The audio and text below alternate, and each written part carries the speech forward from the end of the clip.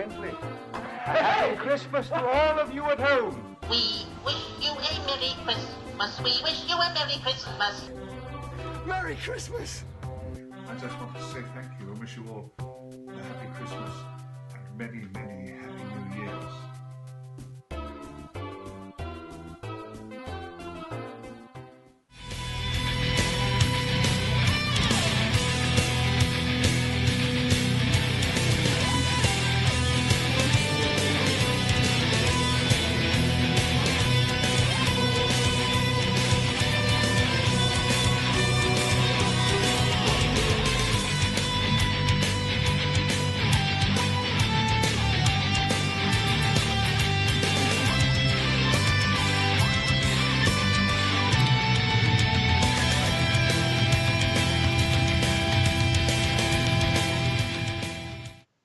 Okay, then. Star Wars? No. There has been an awakening. Have you felt it? You okay there, Bill? The dark side and the light. Okay, then. Welcome to the 138th episode of an Unearthly podcast, correcting for a numbering error that we've been making pretty much all season. Seriously, we put the number in a spreadsheet. You think we could look it up? No, of course not, because we're humans. We don't think that way. And oh yes, we're streaming live on the 25th of December, 2015. Merry Christmas!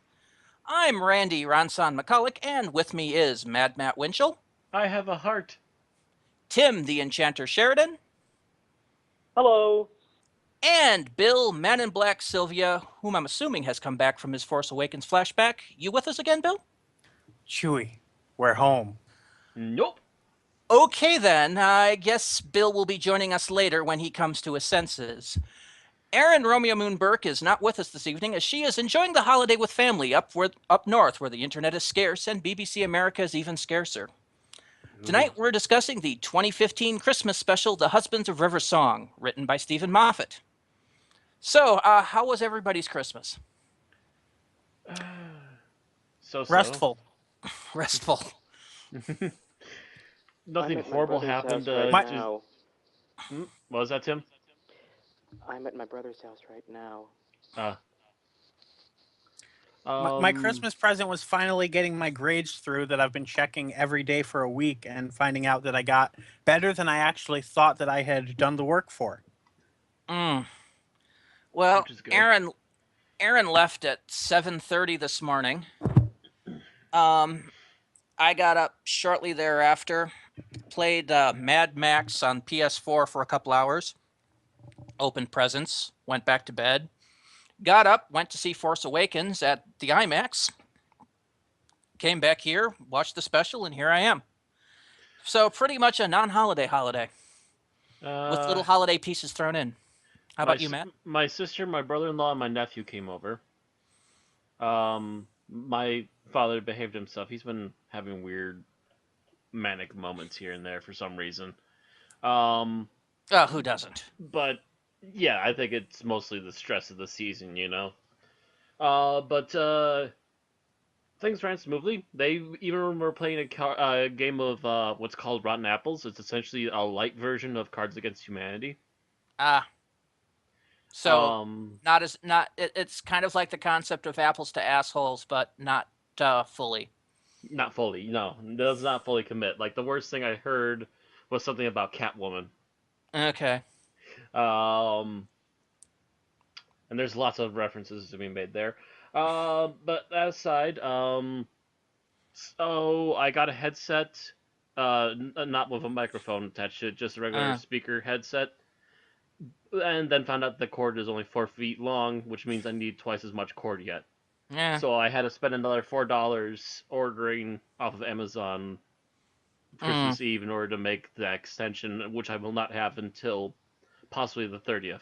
Well, on my end, the games I got, first of all, I got bakeware, which I needed. I got bakeware that I didn't have. I can make casseroles now. I can put stuff in baking pans.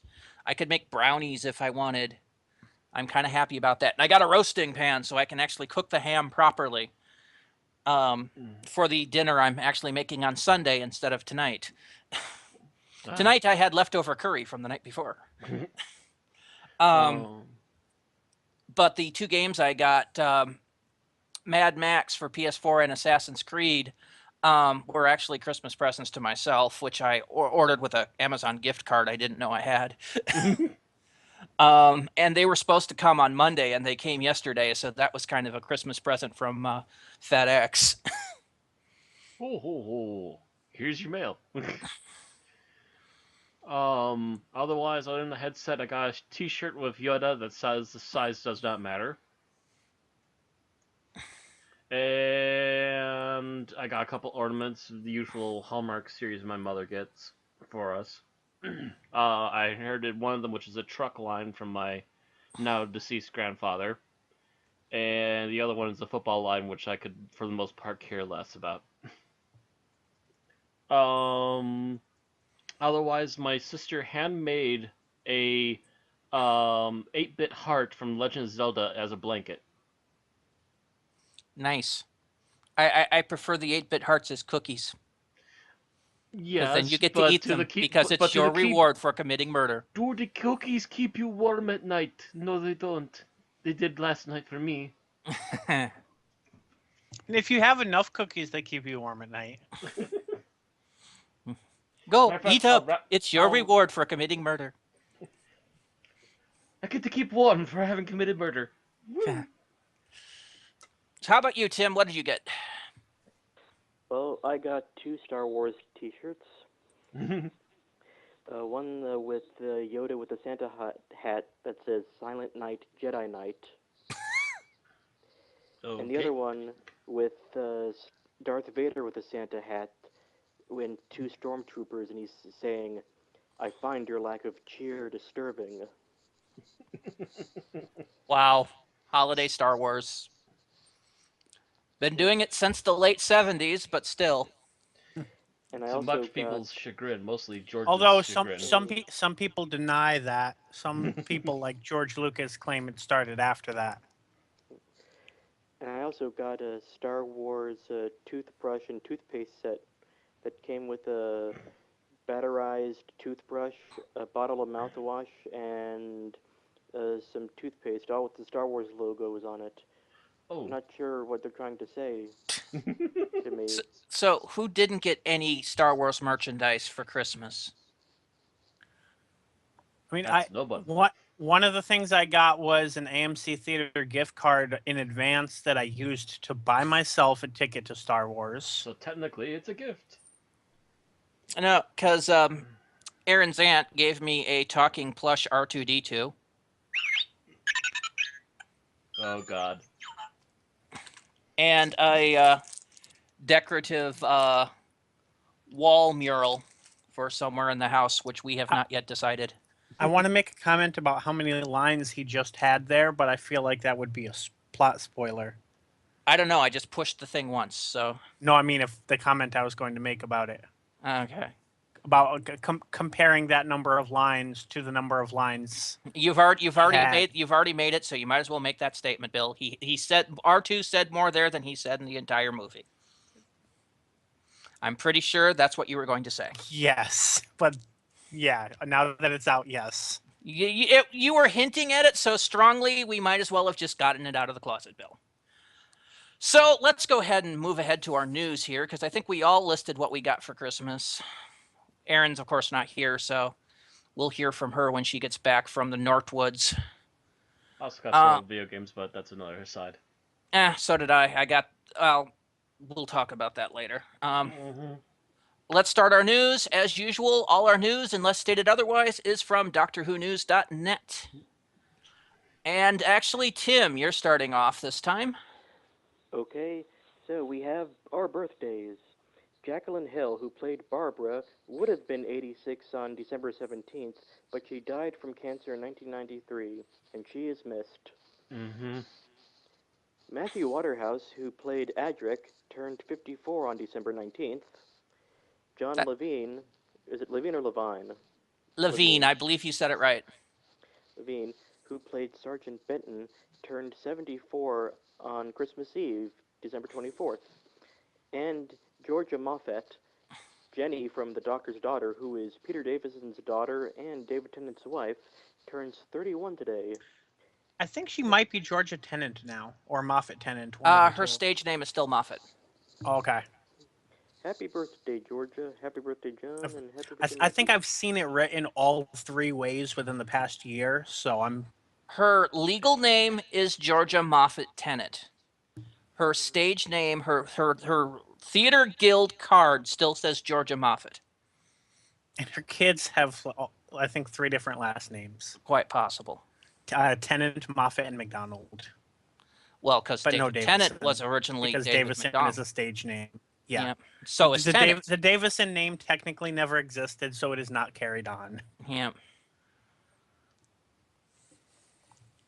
So I believe, last I checked, we have no lost stories. Yay. Nobody died on Christmas. Thank you. Horrible day for people to die. Mm-hmm. Just this once, everybody lives. All right, Bill has apparently come back to Doctor Who. All right. So I believe the next piece of news is yours. Current episode. Moving on to our news. Once again, our news source, Doctor Who News, is holding their Predict a Ratings contest for the Christmas special, The Husbands of River Song. The contest ends at 8:30 Greenwich Mean Time tomorrow, which for those in the same time zones as we hosts of the podcast means 12:30 or 1:30 p.m.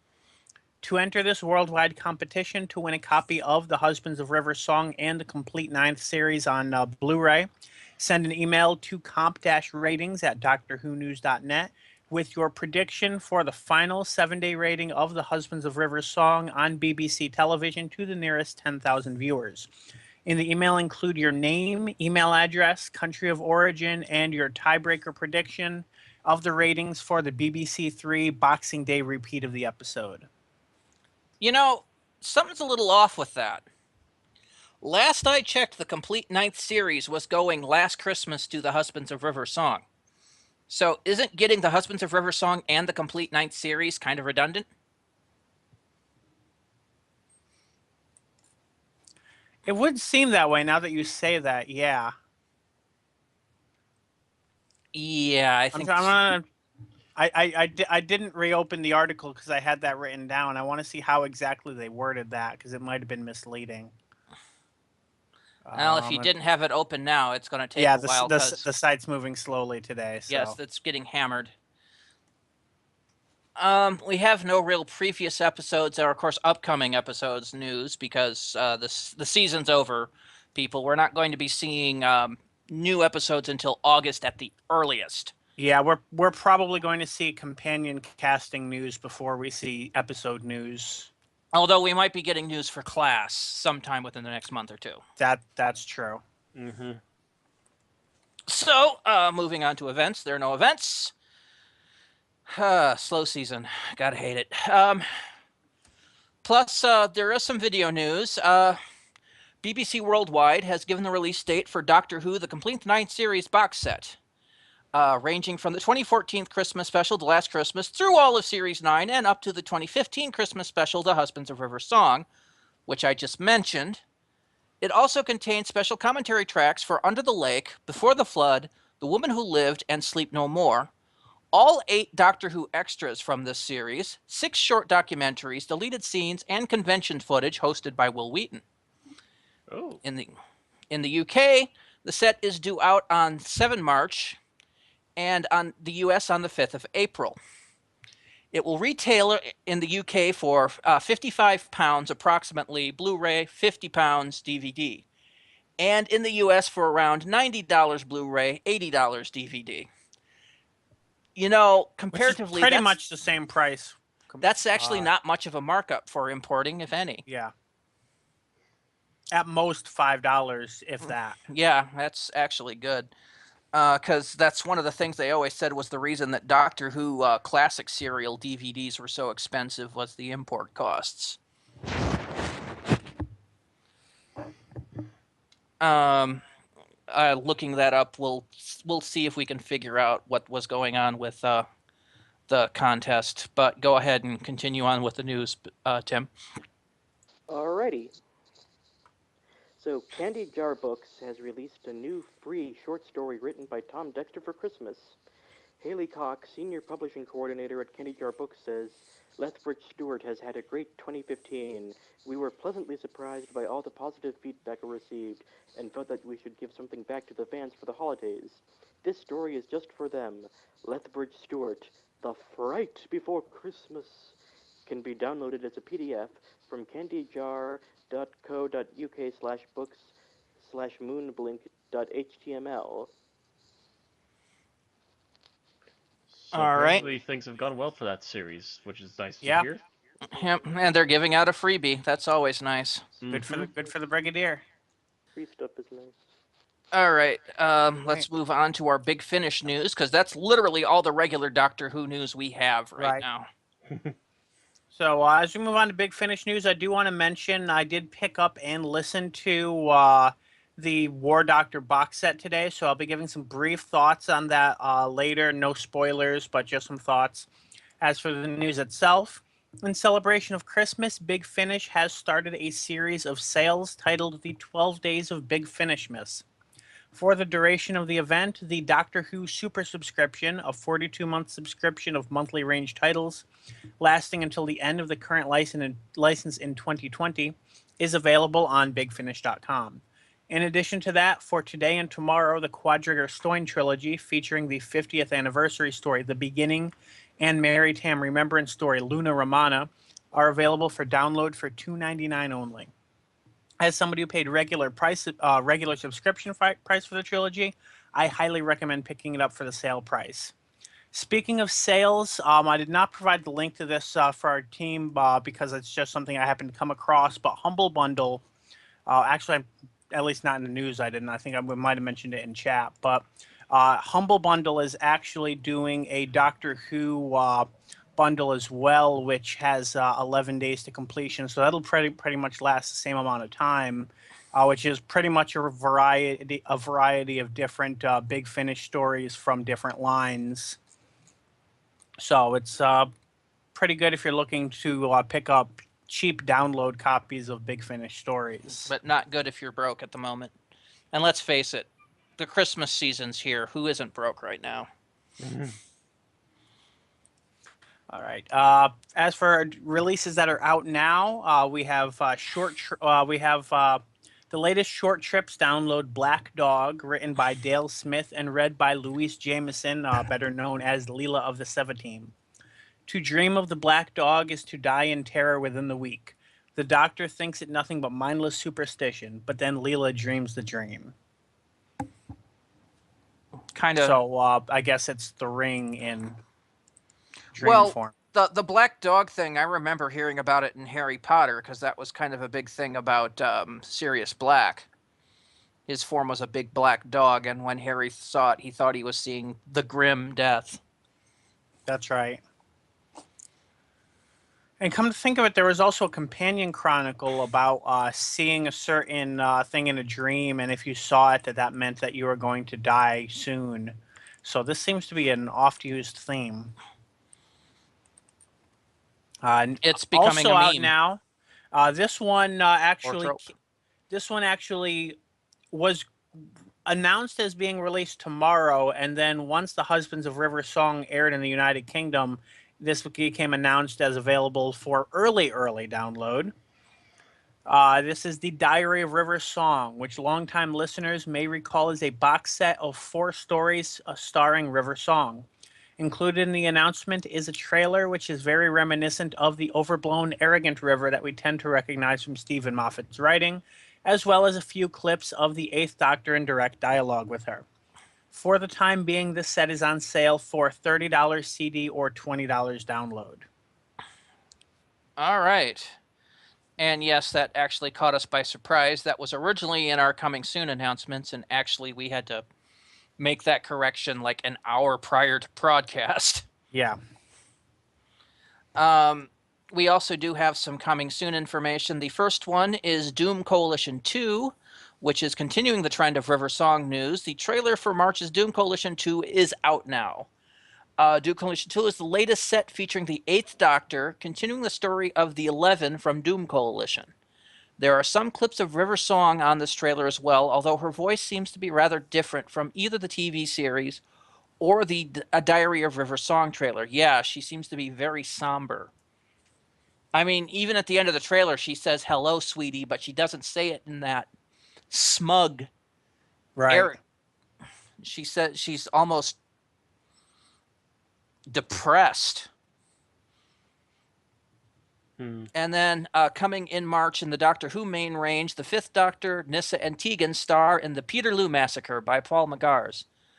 As a quote, they'll say there'll be thousands pouring into Manchester tomorrow from all over the county, north and south. It'll be a piece of history. People will remember this.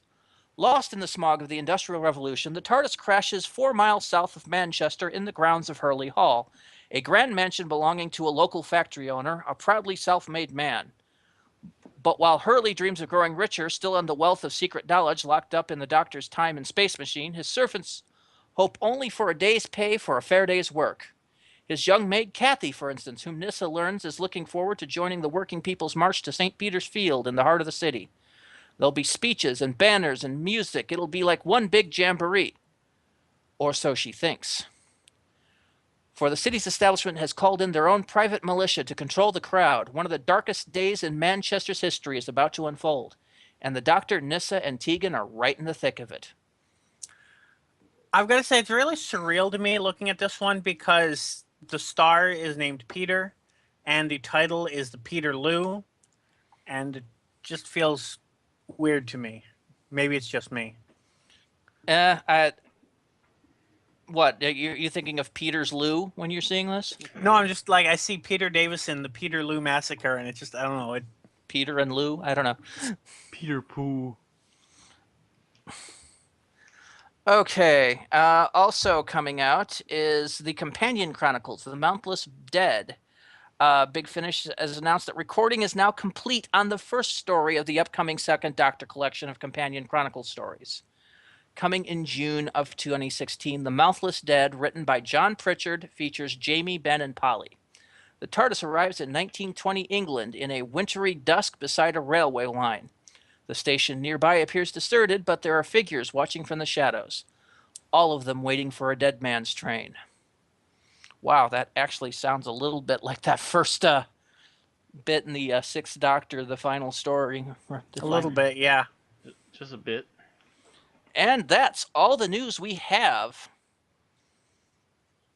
So we have quite a bit of time here. You wanted to discuss the... Yes.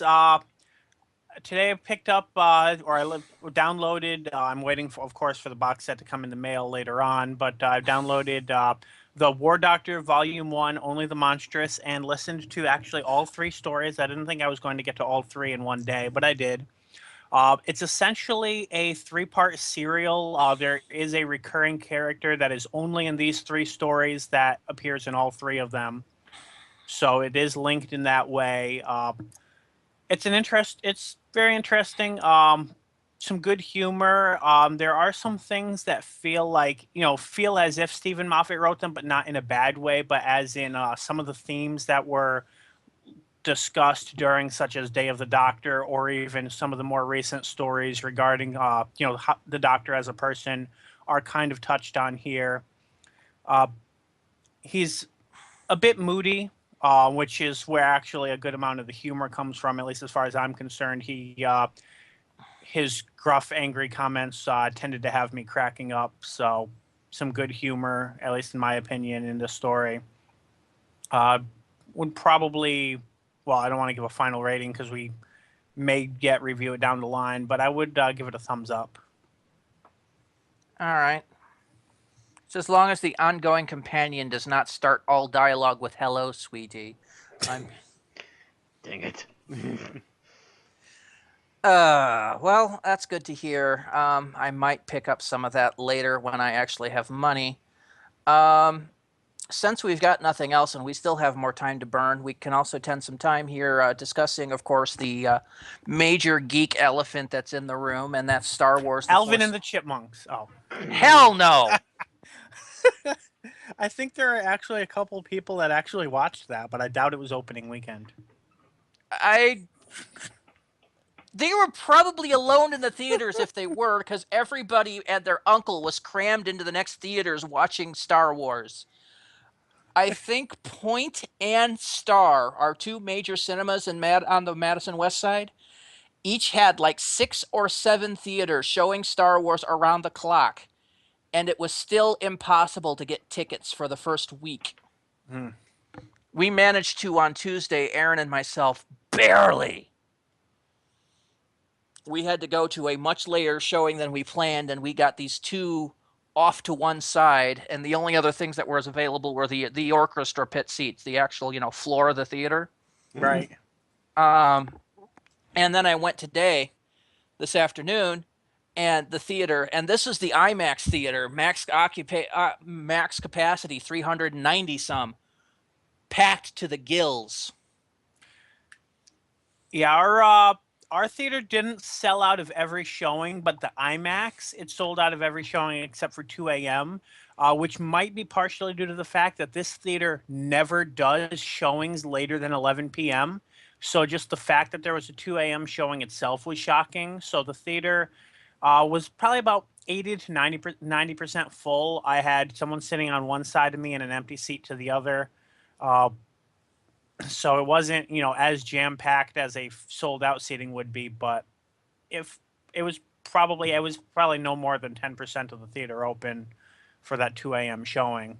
And of course, I had made sure to buy my ticket the night that they went on sale just to avoid, I assumed that the theater would be sold out. It's amazing how much this movie is packing in. Of course, that was also before I realized that at my theater, rather than doing only the three IMAX showings, was doing 20 showings opening night. So that's part of why it was not packed at 2 a.m. Wow, that's huge amount of because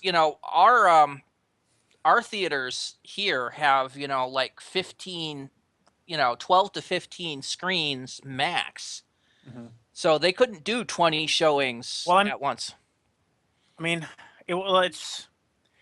I think it was pretty much 80%. Like, what is it? There's 16 theaters, including the IMAX. I think at least 10, if not more, like 12 or 13 of them just started showing Star Wars at 7 p.m. and kept going until they closed. Here, repeating. Here it was like, you looked at the theater and it was like theaters 1 through 7 showing Star Wars, and we'll pack everything into the rest of into the other half of the theaters. Right. But God, to date, I have no idea if they had a midnight showing for Alvin and the Chipmunks or not. Probably not. Box office showings currently, after having spent $200 million on this film, so far they have gained $813.5 million. That's freaking huge for something that came out last week. Yeah, technically a week, although obviously we all know that it was more like 8 days, because when they say Friday, it's always Thursday. Not sure why. Actually, they have separate stats for that. Okay. They call it pre-opening receipts. And that probably also includes the limited run premieres and everything that run during the week in advance and such. Mm-hmm. Special elite showings. The press showings. Well, there's certain things that they do, like for like Marcus, for people that hold their valued member passes, whatever, you can get on early showing stuff. So that probably includes those too. And I know some places will like some newspapers will manage to get it a week in advance of the premiere, as long as they sign an NDA about a certain time frame before they can say any spoilers.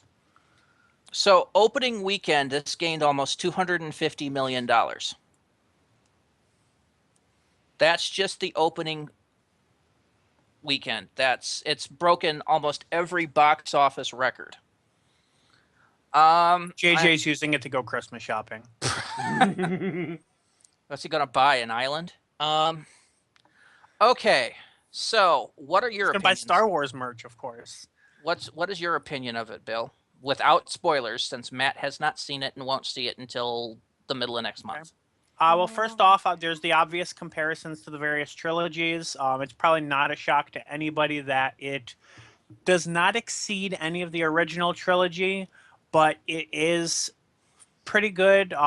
I would consider it to be or at least in terms of enjoyability, slightly below the original trilogy and above my top film of the prequels. Okay, if based on all the movies you've seen this year, where does it rank? All of the 3 movies I've seen in the theaters this year, it would probably be. God, it feels like Ultron came out years and years ago. Like this year has just been so jam packed with things. Nope, Ultron came out this year. Ant-Man came out this year. I would probably say this is the best of the 3 that I've seen. Okay. I still have not gotten to see Krampus, unfortunately. Damn it, Bill. I'm going to be doing this if he had money, I'm sorry, Matt. If he had money to see Krampus or see Star Wars, I'm not surprised he went to see Star Wars. This is Bill. Obviously, I don't know. Bill is kind of very conflicted between horror and sci-fi, to be honest. Yes, but he's also a diehard Star Wars fan. Enough said there. So, I have seen a lot more movies than Bill has this year. This is not my number 1 movie for the year. However, it does come up as number 3. And it's close to the number 2. I liked it. However, Bill is correct in the fact that it is very derivative from its original source. I hadn't gotten to there, but yes, it sets out to be like the original trilogy, but it doesn't set out to do anything better than them, which is why it does not have the chance to be better than any of them. Yeah, well, Lawrence Kasdan, who's the one that wrote this, was the one that, did the dialogue writing for Empire and Jedi. Abrams, Ant, and Kasdan wrote the best Star Wars movie that George Lucas wrote 40 years ago. I could pretty much do point-by-point comparisons between this and Star Wars, the original Star Wars, but I would spoiler the hell out of Matt. There are scenes that are or there are comparisons you can draw between Empire and Jedi as well. I would say it's about eight parts A New Hope, 1 part Empire, 1 part Jedi, or maybe like 6 parts A New Hope, 2 parts original content, 1 part Jedi, 1 part Empire. But it's still an enjoyable watch. One of the things that really creeps me out about the movie, though, is the opening 5 seconds of the movie where you see the Lucasfilm logo and there's music. There's no sound. Fox jingle. Not even a Disney jingle. I would have been okay if there had just been something there. The Marvel Studio flip. Something. The Marvel Studio flipping sound. Something. Anything. And anything. You just have the Lucasfilm logo and dead silence. You would think Disney would be like, yes, we own this. Frickin' put the frickin' Disney castle right fucking there. Now, because they knew there'd probably be riots in the street if they put a different jingle there. I don't think so. I honestly don't think so. Nah. We all know it's owned by Disney now. Yeah. True. We know it's Disney, so if we got the do-do-do-do-do-do-do-do-do-do-do-do, and at that point you go to the Lucasfilm logo, pause, Star Wars and theme, I would be fine. But just having that Lucasfilm logo just hanging there in dead silence, it's creepy. Matter of fact, it apparently creeped out that everyone in your audience when you went to see it, because they're dead quiet too. It's freaking creepy. It's like looking at your dead uncle. It was just, other than that, though, the new characters are really enjoyable. BB-8 is basically as charming and endearing as R2-D2 was the first time around. One of the things that really impressed me is how well Carrie Fisher and Mark Hamill looked in the movie. That's not a spoiler. We all know they were there. Mm-hmm. But Mark Hamill in particular, we've seen him a lot on, like, The Flash doing the trickster. And, let's face it, he looks old. But you see him in this movie, and he looks 10 years younger.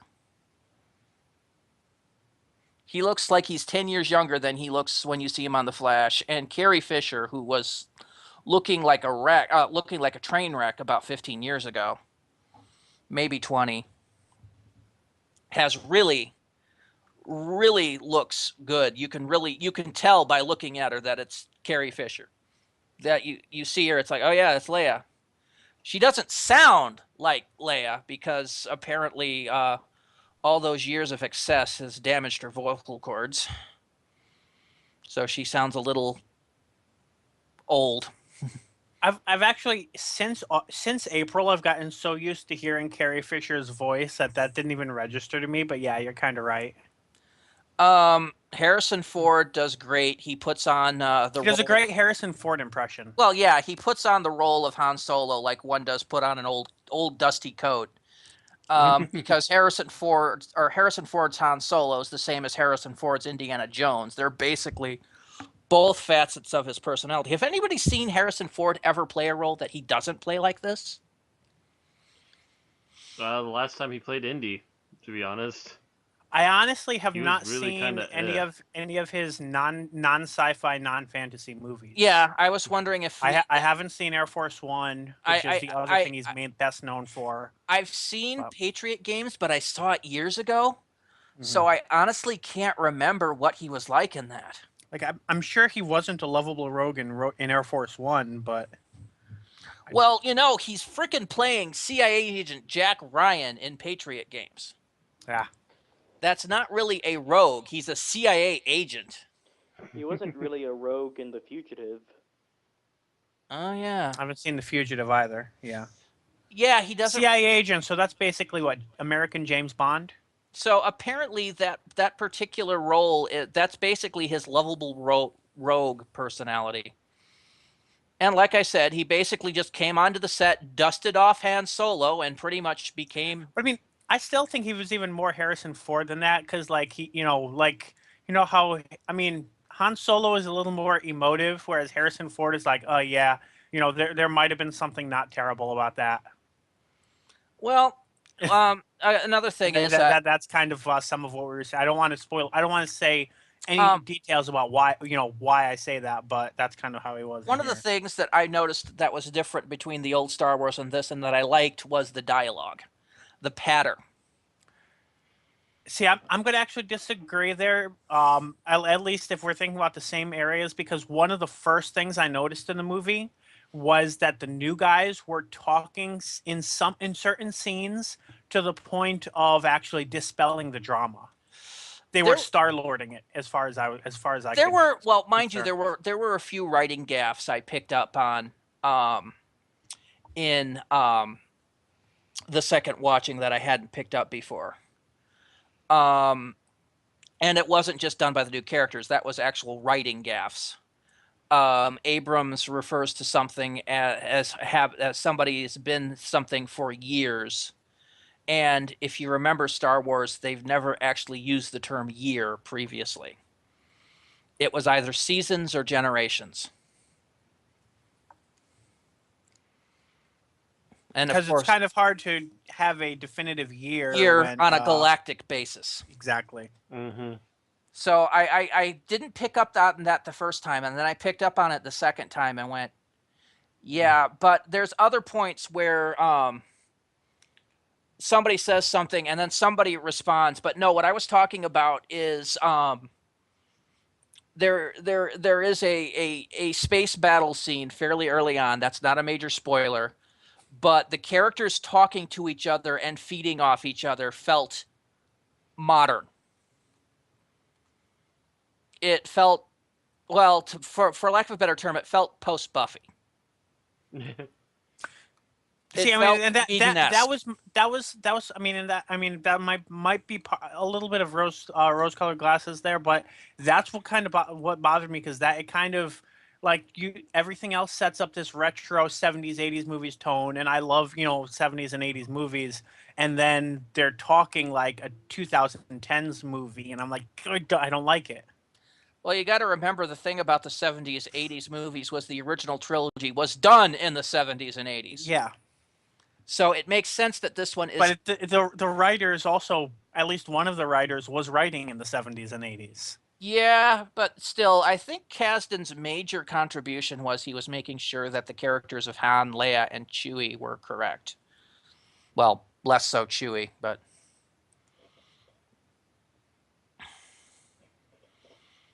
because it's kind of easy to write dialogue for Chewie.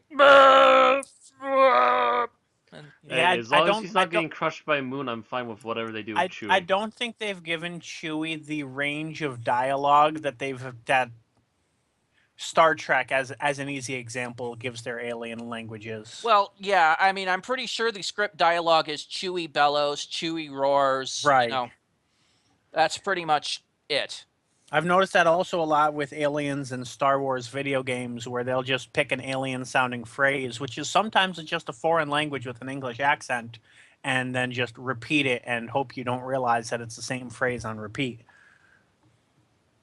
Yeah. But this movie, in theory, had a bigger budget than Knights of the Old Republic. Yeah, this had $200 million budget, but it's more than making up for it, that's for sure. They could have made it $400 million and still have gotten a profit. So, Tim, you've seen it? Yes, I have seen it. Your opinion? My opinion, this was the best movie I've seen this year. Of course, the other movies I saw were Terminator Genesis, Age of Ultron, and Inside Out. So, well, if those are the three movies you've seen, I agree with you, because all of those are lower than this on my list. I've heard a lot of good things about Inside Out, but I haven't gotten to it yet.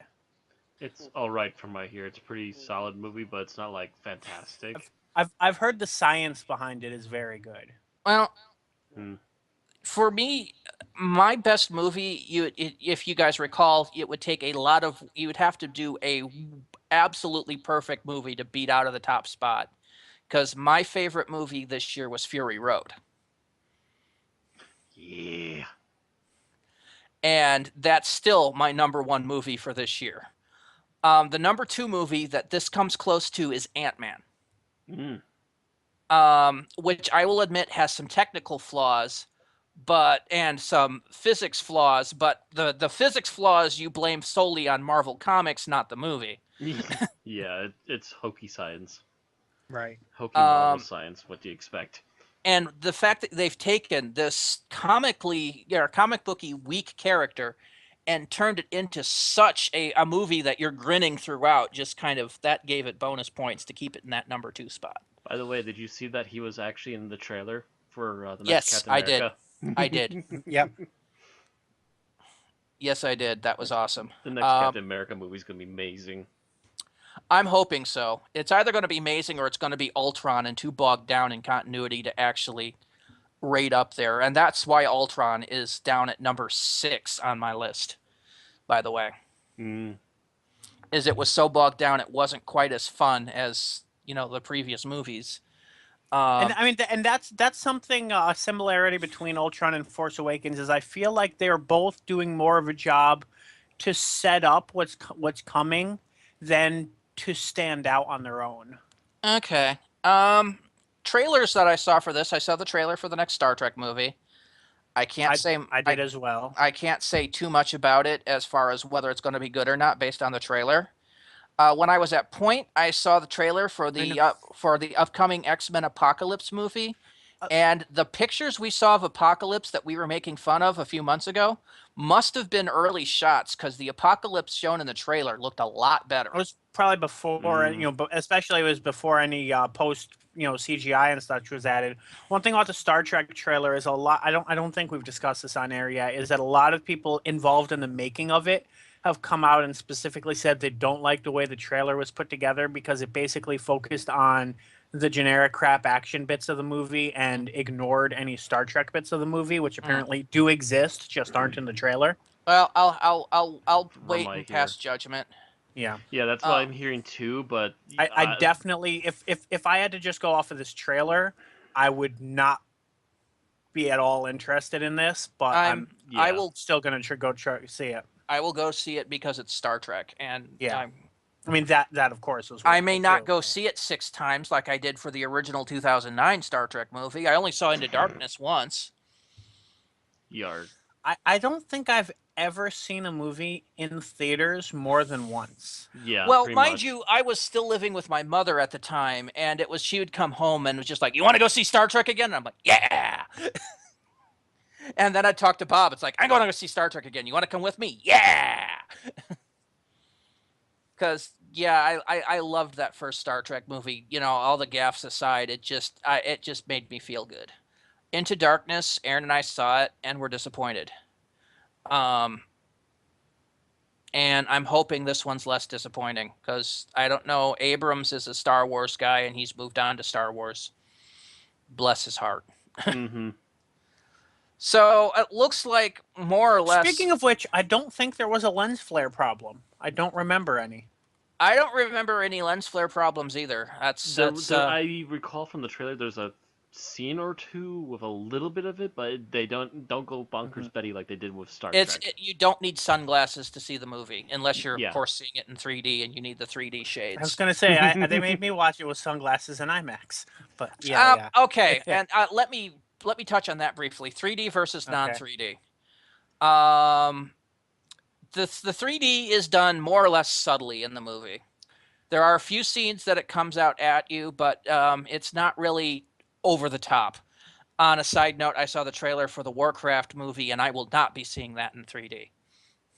Yeah, I wouldn't waste your time on 3D on that one. I saw the Warcraft movie, and my first thought was, wow, does this mean that Star Wars can finally get a proper movie? And obviously, I mean, given the topic, that's in some ways sounds ridiculous, but when you think of how many people are mainly fans of the video game era of Star Wars in terms of Knights of the Old Republic, and such, it would be nice to see one of the spin-offs center on that type of universe. Well, that's not what I meant. The trailer for the Warcraft movie was in 3D.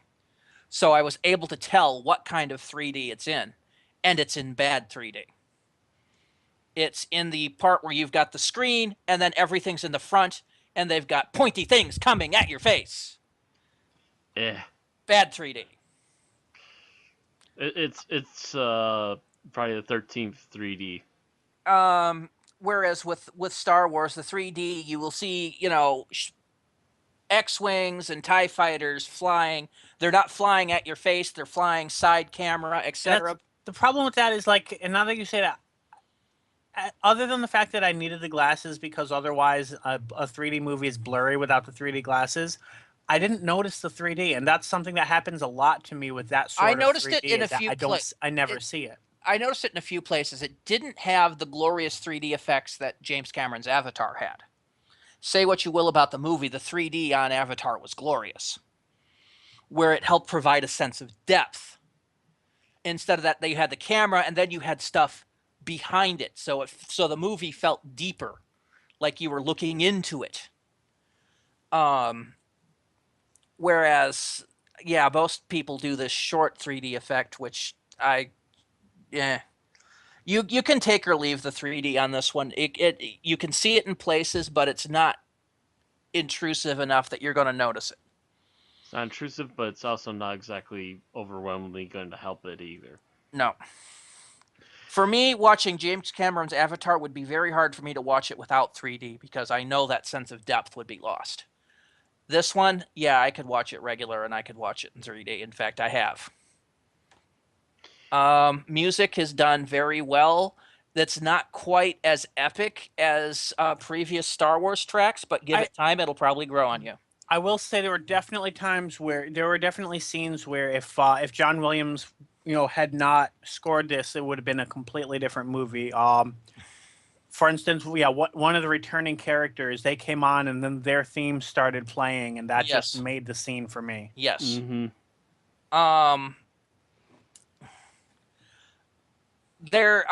But for the new music, there is a scene where there's a scene where a bunch of X-Wings fly into combat. and it's new music playing, but it feels perfect. It's the music by itself is not as epic or memorable as the new stuff, but like I said, give it a few years and it'll grow on you.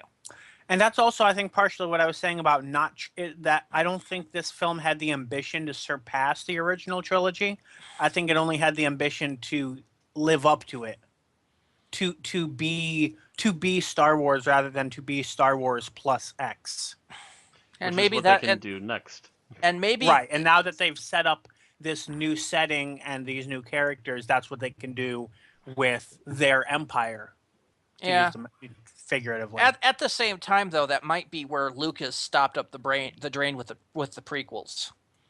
He kept trying to make it bigger, better, higher, whatever, harder, fatter, better, faster, stronger, and it just eventually fell flat. So it might just be, you have to put it so far without going too far.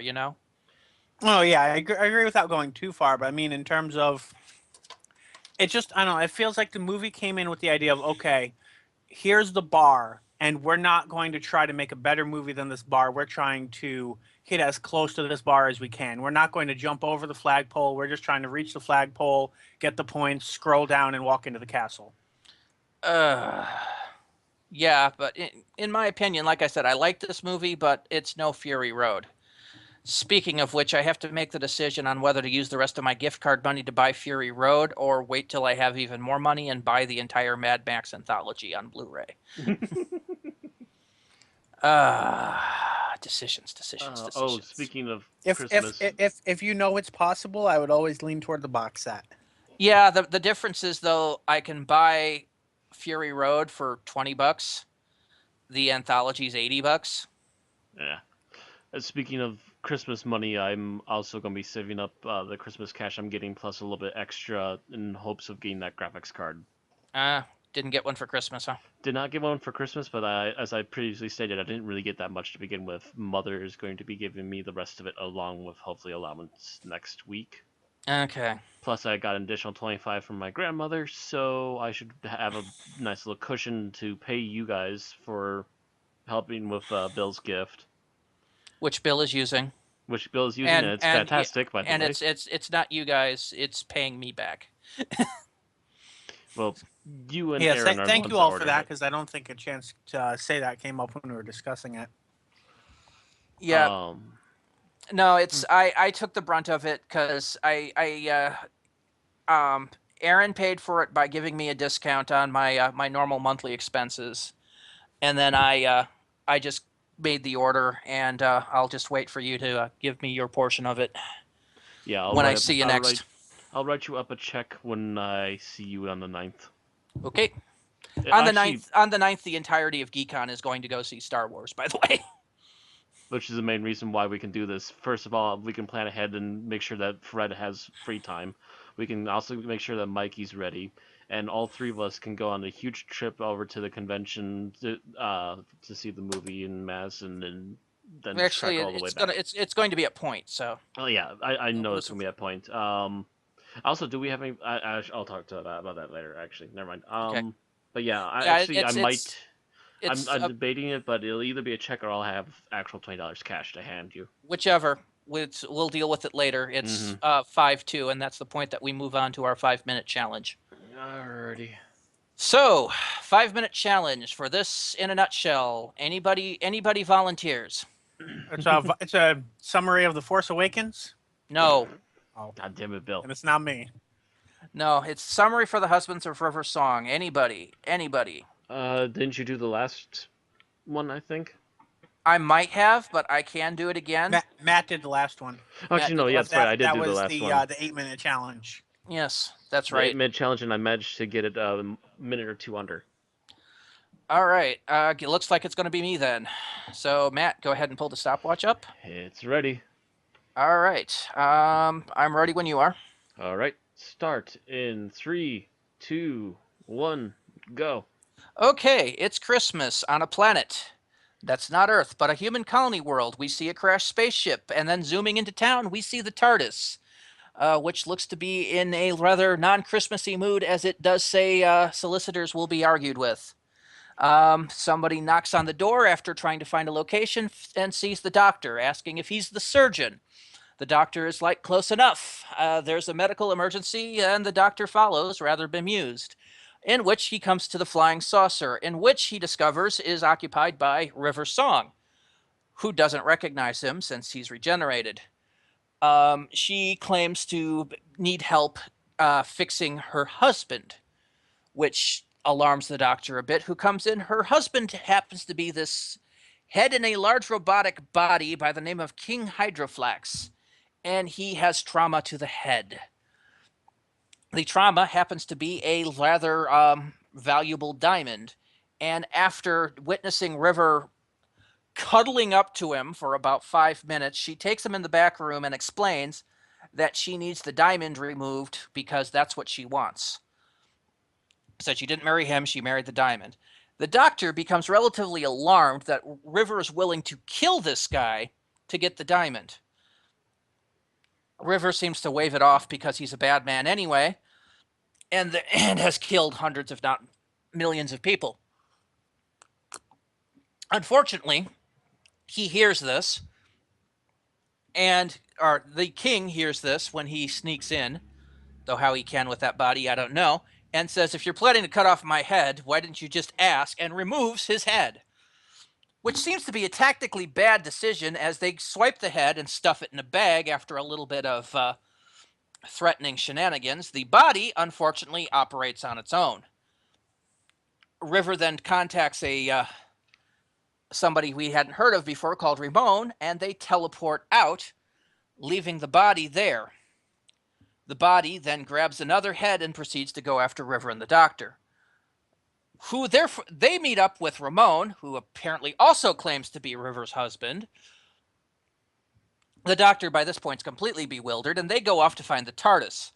River is actually looking for the doctor, but doesn't recognize him, as, of course, she has pictures of all 12 of his faces, but no mention of the 13th.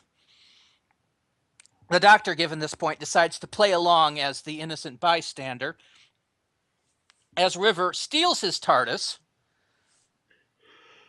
tries to take off and can't because the TARDIS will not take off with a head and body inside and outside the TARDIS. It's rather rude. Unfortunately, this turns to be a problem as the body then manages to force its way in. The doctor, realizing that this is going to fix the problem, closes the TARDIS door, and they take off to a ship in space, a floating restaurant, which basically serves bad people. River locks the body in the hold, and the doctor sits down as she waits for her buyer, who turns out to be a rather stitch-headed man named... What was his name? Anybody remember? I don't. Okay. I don't even know if they gave him a name. They He did. had a only mention name, it but once. it was only mentioned once. Yeah. Anyway, River asks if he has the money. He opens up his head and produces a device that manages to transfer the money from the various banks in the galaxy. And River is about ready to hand over the head when he mentions that they're doing this in the name of their great king, Hydroflax. Realizing, of course, that this is probably a bad idea, they try to bluff their way out, but eventually they're forced to reveal King Hydroflax, which the doctor tries to take as an opportunity to procrastinate longer by trying to bid off the head. Unfortunately, that doesn't work too well, and the body storms in. One of these stewards had released the body, who, hearing that it was looking for another head, had mentioned the fact that River knew the doctor. Hydroflax, at this point, his injuries had deteriorated him so that he was going to die in minutes, so the body disintegrates him, and asks River to turn up the doctor. At this point, River goes on an impassioned cry about how the doctor doesn't really love her, and that she, and all this other stuff, and the doctor sits there amusedly before finally revealing that, yes, he's the doctor. River kind of is a little sheepish at that point, and then they realizes that she was waiting because the floating ship is about to be hit by meteors. They use this moment to plan an escape. The doctor takes the little sphere, shoves it on the robot, which confuses it and shuts it down, And then they try to stop the ship from crashing into the planet, which turns out to be the planet that has the singing towers. River kind of realizes this with pause.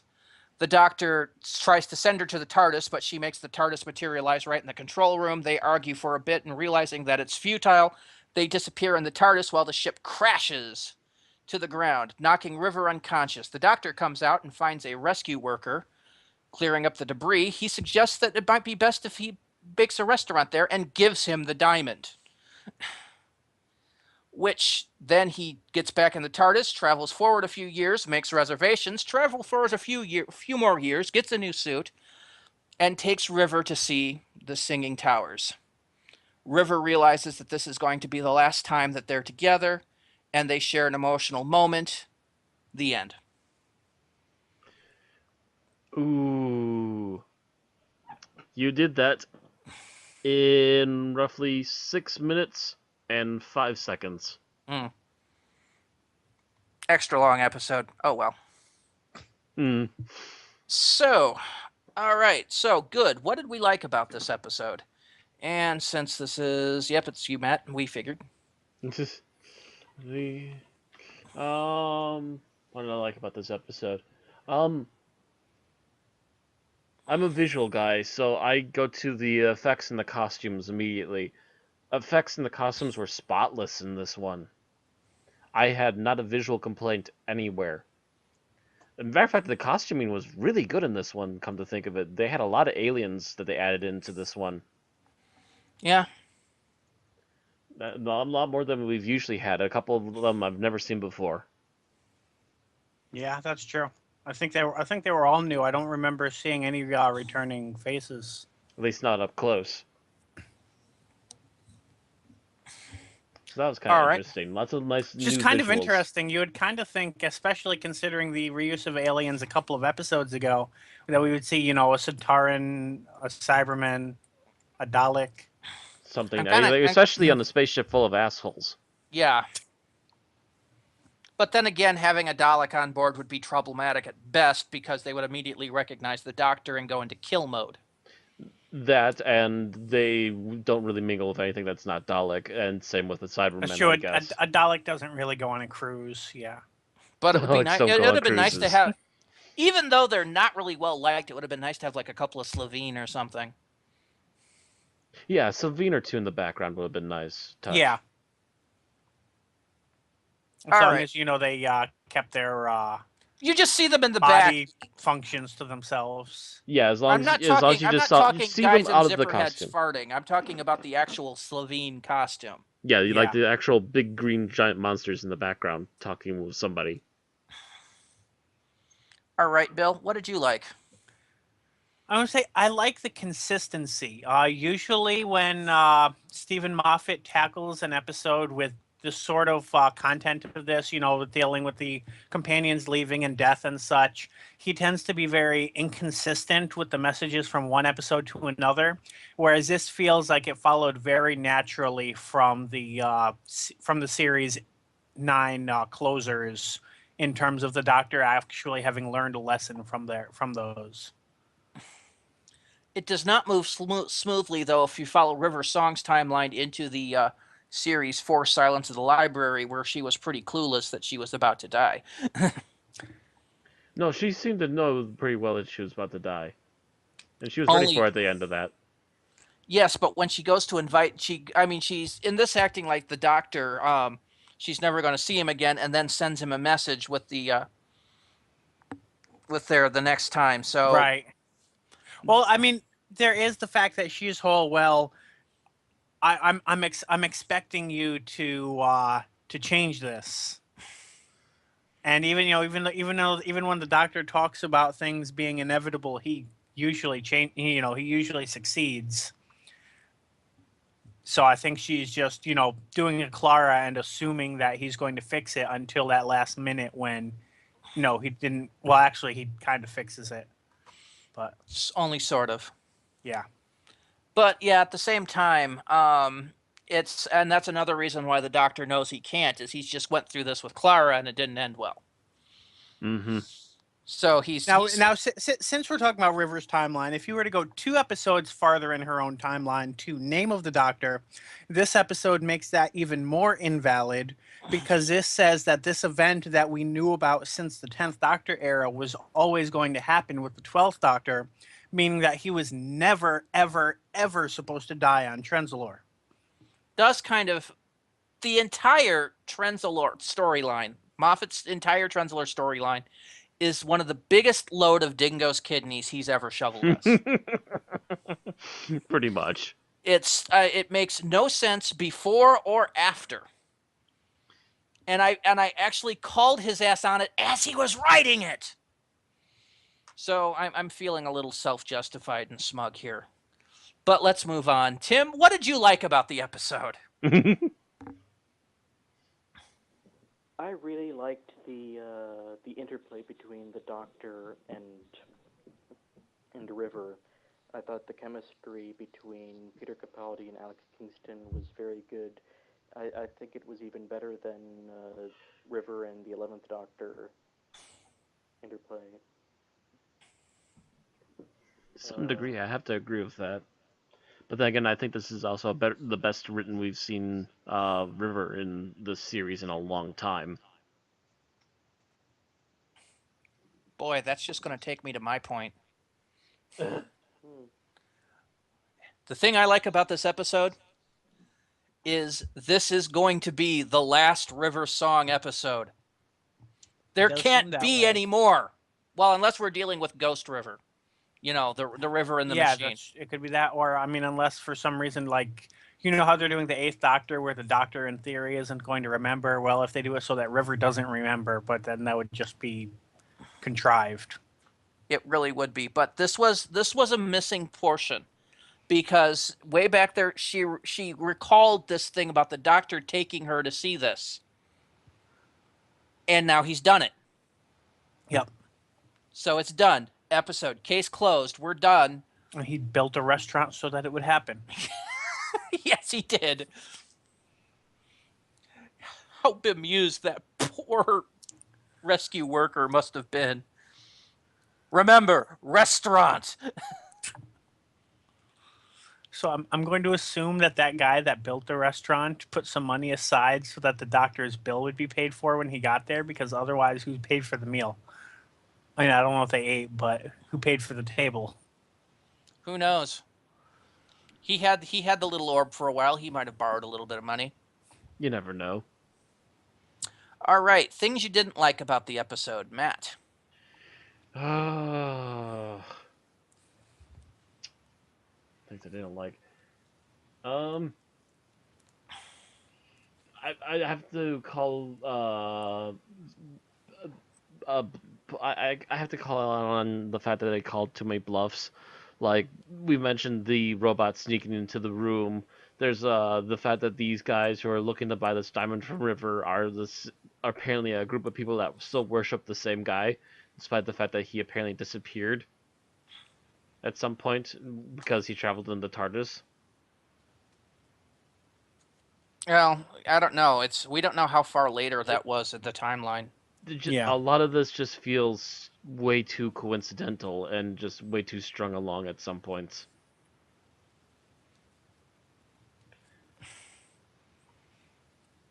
All right. That's my only major nitpick about it. Bill? I'm going to say that the running gag of the Doctor being "Isn't it me?" and River not getting it is brought up too many times. I can see why it went down that long because there were some plot points where it was necessary, but it just was hammered into our head too many times before it even got to those points. Well, you know, the Doctor's essentially trying to hit River with a clue bat. I actually like this, Bill, by the way. I like this point. Because, yes, the Doctor's trying to get her to you know, he's playing along while trying to go, yes, isn't that like a doctor of me? And River is absolutely clueless. And I love it because it's one of the rare points that we don't see River knowing everything. Even though the answer is obviously hamming her and literally yelling it right in her face. I actually enjoyed that. It gave me a sense of mirth Okay, how about you, Tim? What didn't you like about this episode? Well, I think Bill sort of took mine, because I was going to say that there were times when the whole gag of the river not knowing who the doctor was ran a little thin, but I was also like hard to follow that whole thing about the robot in the head and the the the logic behind the robot shooting its own head at the end. I didn't get. Essentially, the robot is actually the ruler, not the head. Apparently, the robot's hydroflaxed, and it didn't matter who the head was. Or at least that's how the robot felt. It was basically the head was in charge, but since the head was decayed, these self-preservation or whatever programs run the cyborg took precedence, Okay. and then it decided that it was the only hydroflax and that whatever head would do. It It was seemed kind of to- strangely programmed. But only the best head. That's true because it had two heads inside it, and neither of them were hydroflax. But if it put the doctor on, then that would suddenly make it hydroflax. Okay, It's weird. so my least favorite thing is after seeing River being this horrible person throughout a good chunk of the episode, the doctor just forgives her. I mean, she's planning murder. She's stealing and doing it purely for profit. If she had been plotting this to, give the diamond to somebody who really needs it, yada yada yada, I could see him possibly forgiving her, but her only purpose in this was monetary gain. And I think after it settled in, he realized like this is who she always was, and just because he sees it in person doesn't mean that it's actually a secret, and that he needs to get over it because in deep down he always knew this and just didn't want to face it. still, it's kind of To the some thing degree. that it's failing his moral standards on many levels. If this had been going on, I would have written this episode calling it the divorce of River Song. But in a way, I must admit, I like knocking River off of her high horse. Which is actually a lot of I this mean, episode, to be honest. To be Yes. fair, I mean, you say he divorces her, but he never sees her again and sends her off to her death. True. I guess it's kind of late to divorce when you know you're about to be a widow really, really soon. Yeah. A widower. And he knows that she doesn't recognize him, which means they're probably never going to speak again in his timeline. So it's easier to forgive when you're never going to have to talk to someone again. All right. So, scenes that you like, Matt. Oh. Quite a few to actually pick from, to be honest. I guess one of the early good ones I'll go with is the yelling head in a bag. And the doctor just cracking up on it.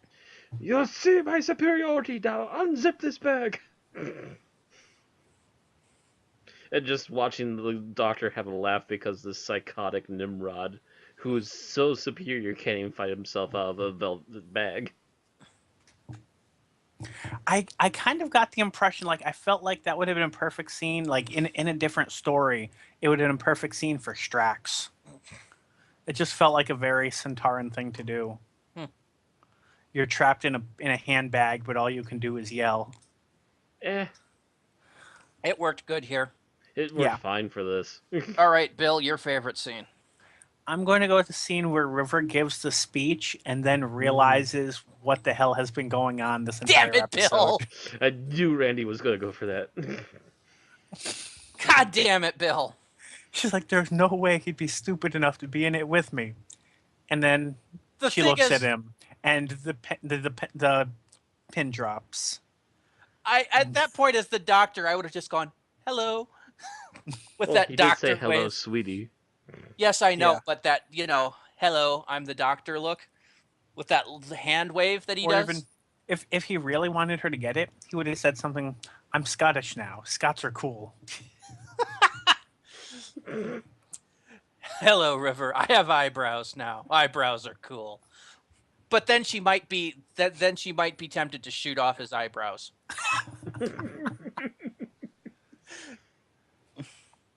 Because remember, I wear a Stetson now. Stetsons are cool. Bam! Maybe that's why he was so cross in Day of the Doctor. His eyebrows are always crossed. That doesn't work. Yeah, they're angry attack eyebrows. That's the thing. If River tried to shoot him off, they'd fight back. They'd grab the bullet and throw it right back at her.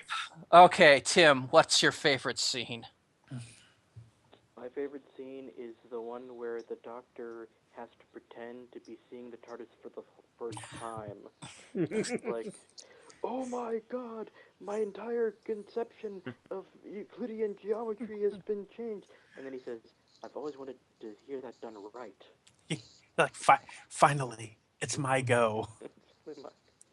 And here's River not even paying attention as she's going to go get a drink. Yep.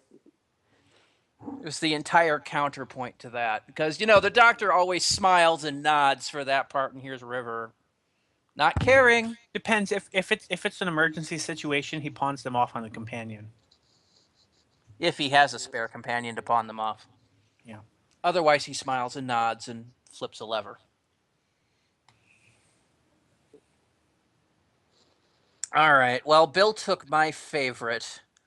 I think one of my next favorite scenes is where she's cozying up to Hydroflax at the beginning, and the Doctor's just crossing his arms and rolling his eyes, and it's like, why are you crossing your arms? I have cross arms. It's just the fact that she is hamming it up so bad. It's like, if I'd taken her aside, it's like, do you have some cheese with that ham?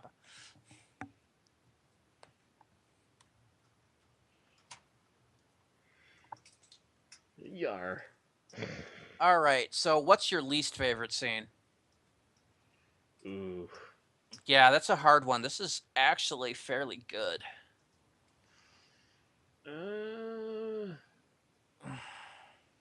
I think I know what I'm going to say, and it's not really a least favorite scene, but more of a nitpick. That's pretty much what it's going to be coming down to, too, for me as well, I think.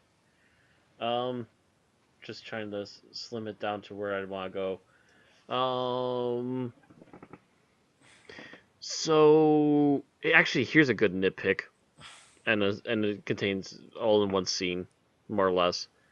The blue guy goes into the storage where the robot is, and he has all this knowledge that the robot needs, but it doesn't take his head, despite the fact that it would make things so much easier if he just took his head.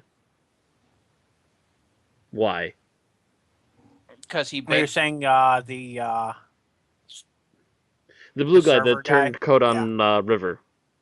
Yeah. Well, it struck a deal. Very flimsy deal.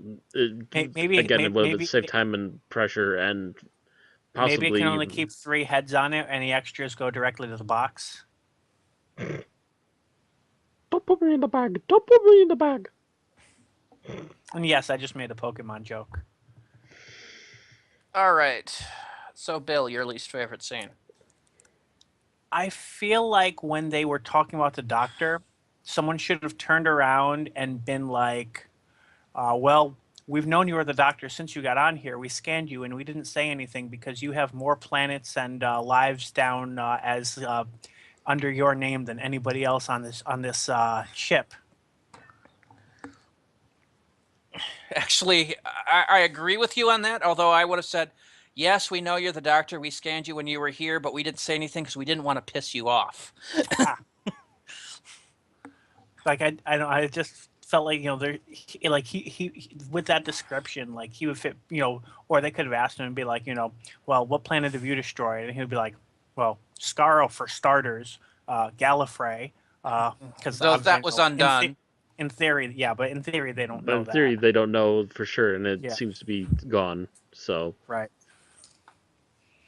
Like I said, more of a nitpick than an actual least favorite scene, but But no, it's just been more along the lines of, yes, we know you're the Doctor. We've seen you're the Doctor, but we're going to tell anybody because we don't want to. We want to see tomorrow. Despite the fact that we don't like some of the work that you do.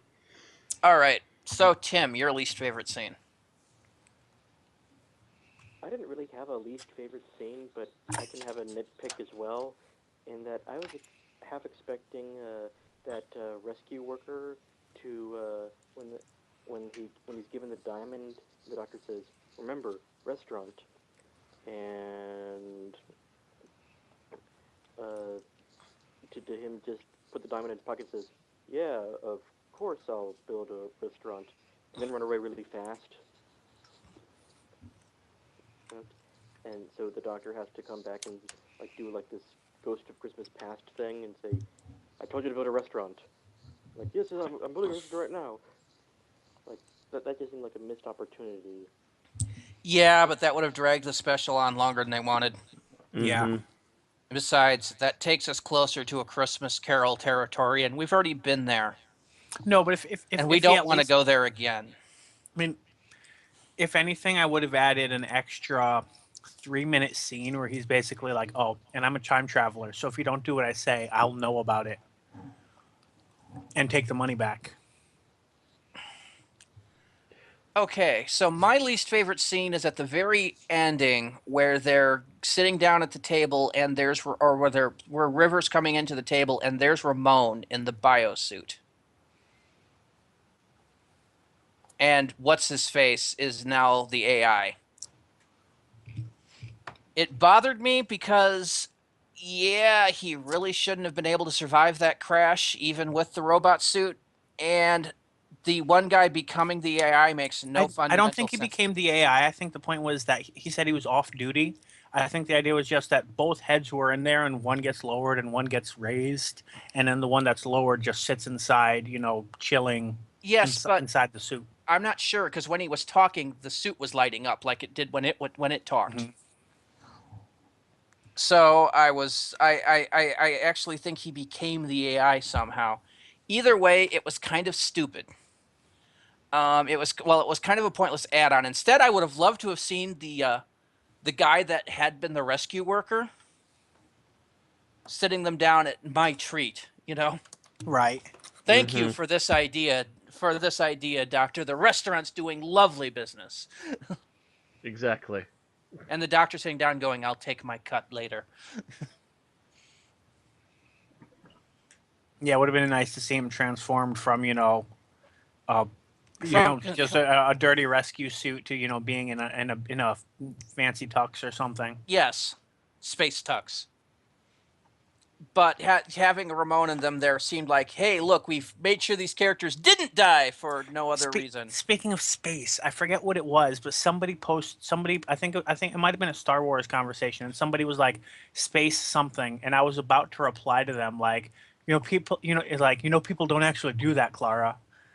Oh, I think it was in the chat on the Old Republic, but either way, they were talking about space something, and I wanted to just reply to them and be like, people don't actually say that, Clara. Well, that's fine. I spent a good part of the week on Rift talking about Star Wars on their open chat. It's like, okay, guys. Space duck. Quack. Beautiful and majestic creature. Oh, so that was all of our least favorite scenes. We've got plenty of time to kill. Yeah. So let's talk about just we can shoot the breeze now about the episode in general. I think all the things I had saved to the end to talk about, I actually got the chance to talk about already. It's one of the benefits of having little news. But let's see.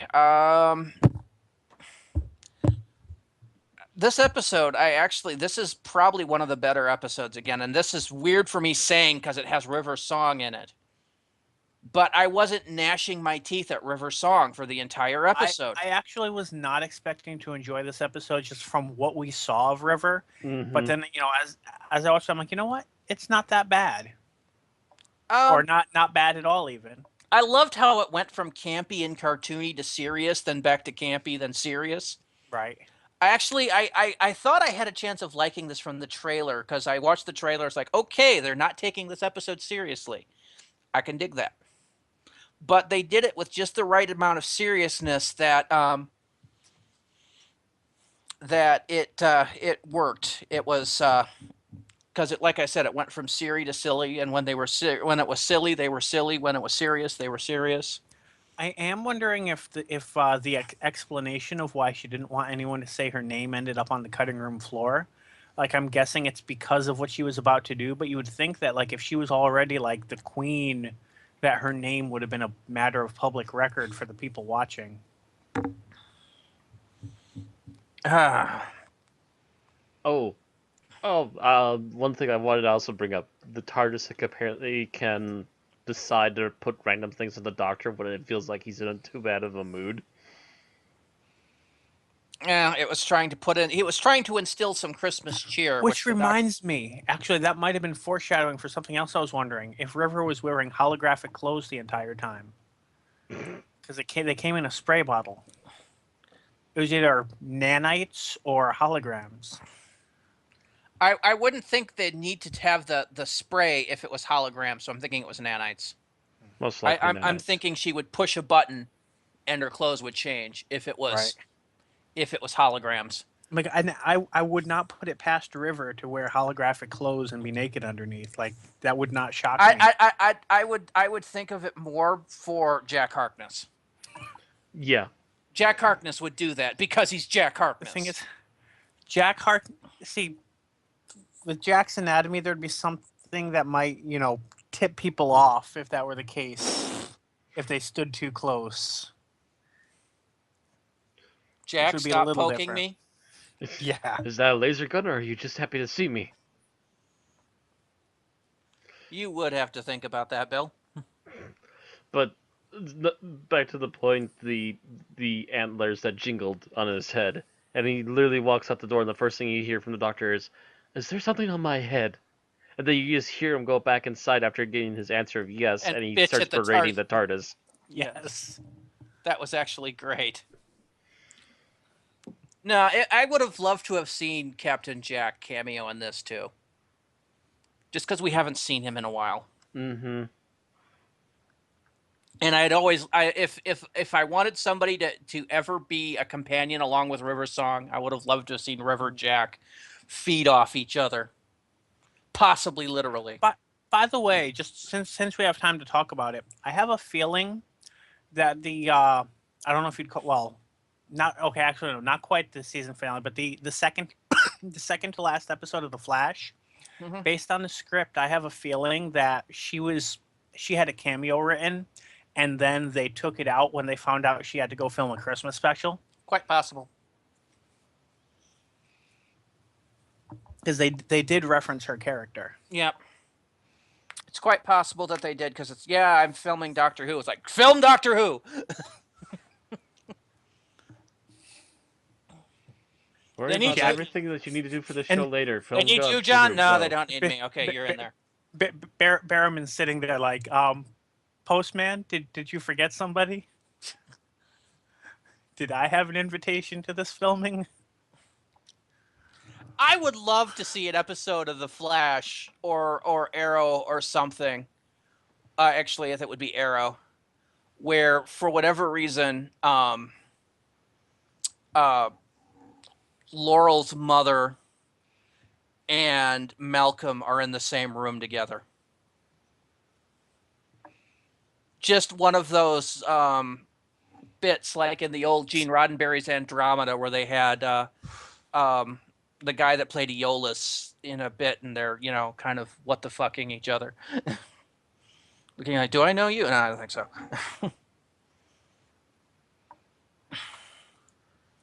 They're on their way to Tartarus, and they look at each other and go on. Yeah, something like that, where it's just where they're making very subtle Doctor Who references without actually breaking plot.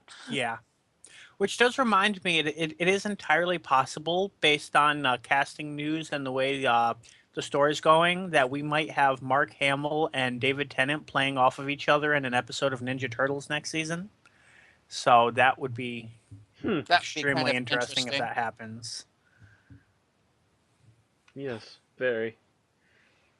Oh, also, I was mentioning the costumes and the effects and everything. That prosthetic head for the king, by the way, that was a really good prop. Oh yeah, they had a few of them. I saw that in one of the the videos BBC kept putting out saying, you know, Happy Christmas to everybody. There was one showing him with a sleeping head and an angry head. So I guess they had a few of those. Yeah, it was really good. I'm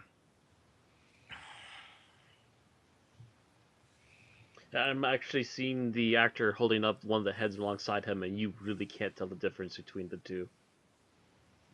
Really good prosthetics. Mm-hmm. Probably the best Doctor Who's ever seen. Some of the best, yeah. They've been doing a lot of really good practical stuff these days. Yeah, well, you know, during the Russell T Davies era, they were still kind of getting their act together on the practical stuff, so they did a lot of stuff through the mill. Right. And the mill was really good at CG, and so they were able to hide it all. Mm-hmm. And now all of a sudden they don't have the budget for the CG anymore, so all of a sudden they're going back to practical effects, and it's working out really well. They're doing a mix of practical and CG. The thing is, they've developed their own in-house CGI group now.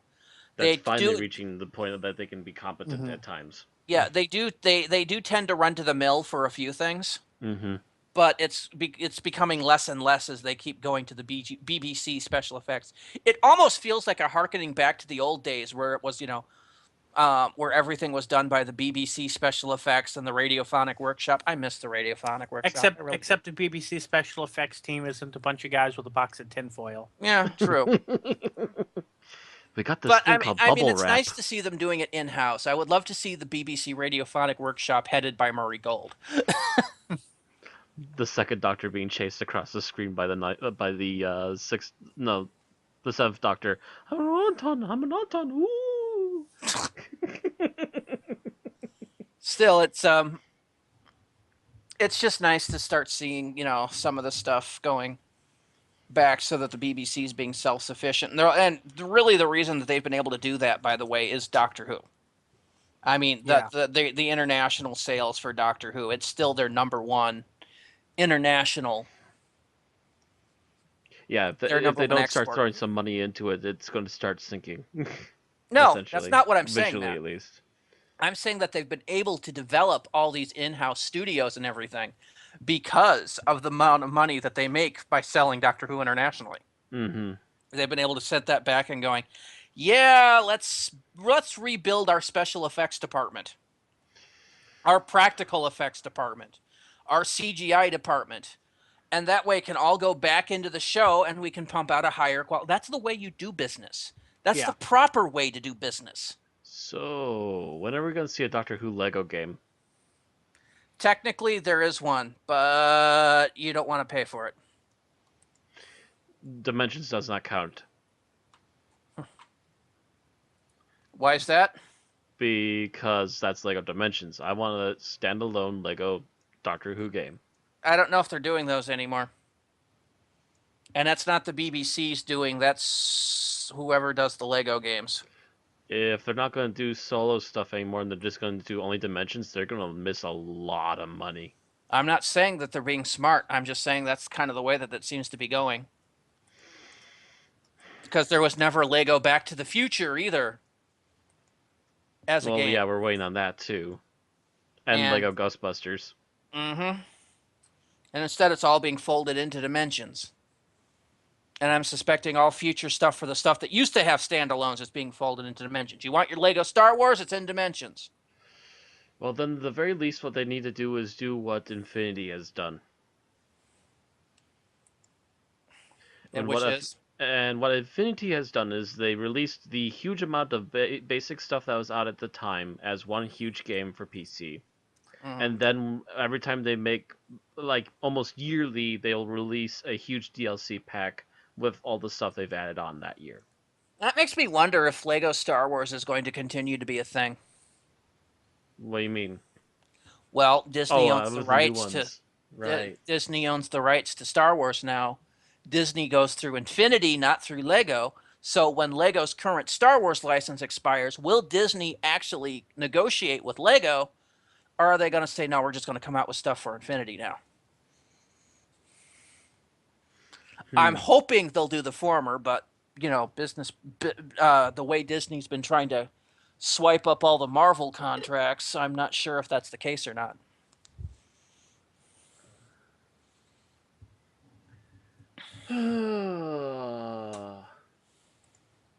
Wow, we really did power through this, didn't we not? Yeah, well, Speaking of Doctor Who and toys, I was trying to find the 12th Doctor sonic screwdriver just to see what they're selling it for. But every 12th Doctor sonic screwdriver I could find so far as of today is the 11th Doctor screwdriver. well, So too I guess they're soon. not. It's too too soon soon, now. Bill.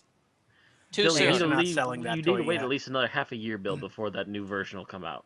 Maybe not half a year, but at least a quarter of a year. I'm expecting closer to April. I want my 30-minute toy commercials to sell their toys. Oh. What do you mean Doctor Who's not a 30-minute toy commercial? Oh, the days of 30-minute toy commercials. He-Man. Super Sentai and Power Rangers are still running. Do do do do do. Yeah. Yeah, no, I was just thinking of the 80s toys, Yeah, I get you. back when we did it all the time here, and then they banned it. He-Man. Although last time I walked into a Toys R Us, half the store was Ninja Turtles, so one of those franchises is still doing their job. Even if they didn't look like toys I would buy. Yeah, I don't care for some of the newer ones. Although I like the retro releases, though they've actually been doing retro releases at Toys R Us for the old Ninja Turtles as well. So keep an eye peeled for that. That's how I got my Raphael back. I don't know. I've spent most of my time turtling playing Mad Max the video game, which, by the way, chuckling at names like you guys were, you realize the bad guy in that Matt's name is Lord Scrotus? Yeah, every time somebody mentions it in the game, I sit here and go like a freaking little 8-year-old boy. Lord Scrotus said. Really? Really? Is it the Scrotus part? I don't know if I ever did a abridged version of the game, I would sit there and have to start doing shit like that. Yeah, you can put a top to Lord Scrotus. What? Scrotus.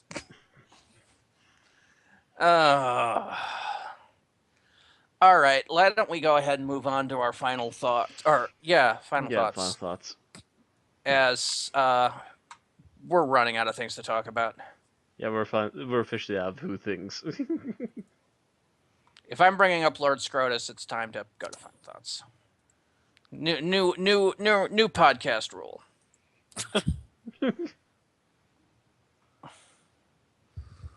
So, Matt, go ahead and give your final thoughts. Final thoughts. Pretty much anything I can think of that's negative about this is mostly nitpicks. It is finally nice to see that high horse getting kicked out from underneath River, and she's been landing on the ground where she belongs again.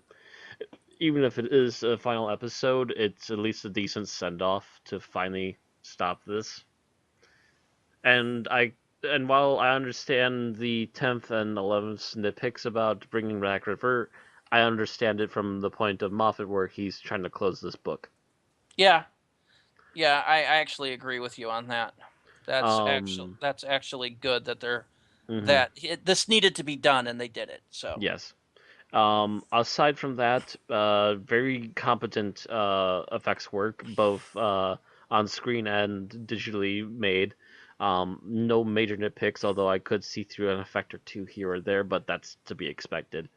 Other than that, fairly decent story for the most part, although there is a bit of a odd transition at one point, and we've already mentioned that, so other than that, a fairly competent episode. All right. Next up, Bill. I will say one thing I noticed definitely while watching this. I was very happy that Moffat was tying up a loose end without opening up a new loose end for us to tie. Yes. So that was very nice to see, even though it makes the Trenzler thing even dumber than it always was, but it always was pretty dumb. I'm thinking So- Moffat at this point kind of realizes that he was kind of an idiot when he did that, and has kind of screwed himself. So I'm hoping that, because he's shown trends in the last season and a half, that he's working very hard on trying to keep stuff like that from happening. Right. So altogether, definitely a better episode than I expected, and not a bad episode at all. I would say probably pretty much above average episode. All right. Tim? I liked how this episode was Christmas-y without being overtly Christmas. Like, besides the beginning of the episode where carolers will be argued with, and then the end of the episode where they're saying the only reservation we have open is Christmas Eve 4 years from now. But still, the spirit of the holiday seemed to permeate through the rest of the episode without being too self-important. And also, like, my nitpicks about, the Doctor and River not recognizing the Doctor being thin, it never went too far, so they handled it okay there. But I would say this was a very good episode. All right. That everything you have to say about it? Yep. All right.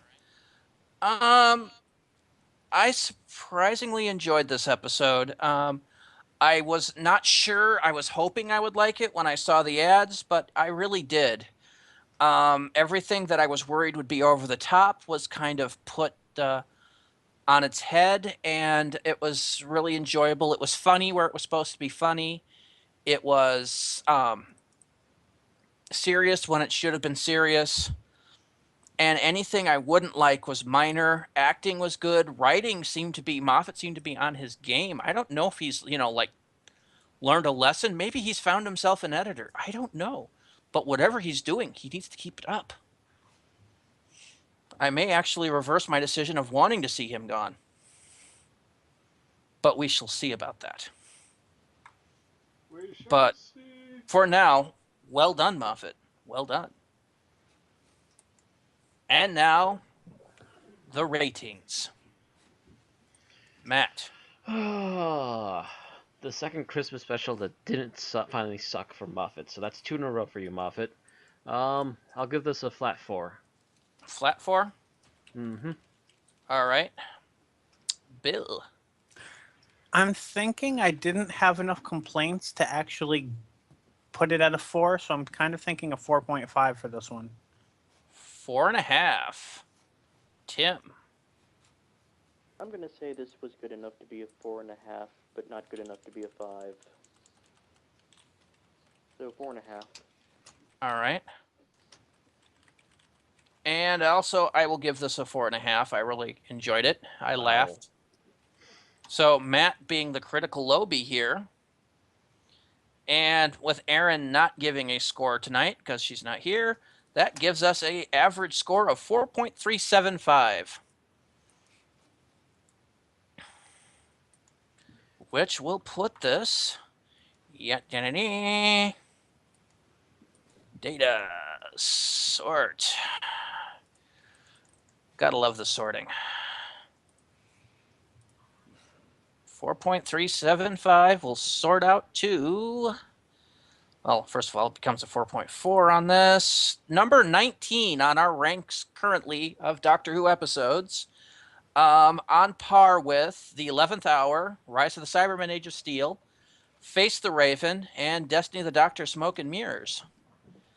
It'll be just above the 3 Doctors, Nightmare on Silver, Invasion of Earth, Web of Fear, and just below The Invasion, Spare Parts, Zygon Invasion, and Version. So, really good. Where does it fare? Last Christmas, in relation, actually shows up below it at number 31.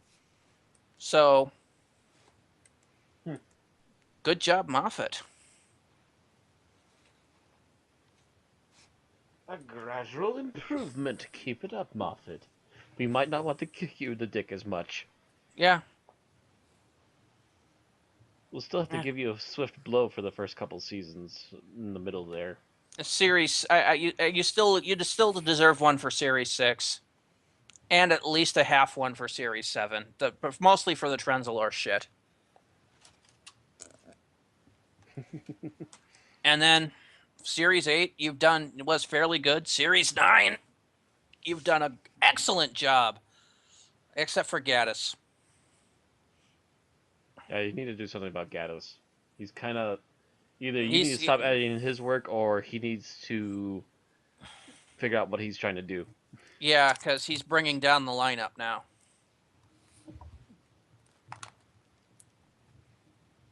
So now we don't have to worry about killing Moffat. Instead, we might have to worry about killing Gaddis. Assassins, will you stand up, please? An entire fleet of people with giant scarves stands up, wielding lightsabers. And there's that Doctor Who Star Wars crossover. Speaking of which, there is a guy out there that made an 11th Doctor screwdriver lightsaber. Of course there is. Mm-hmm.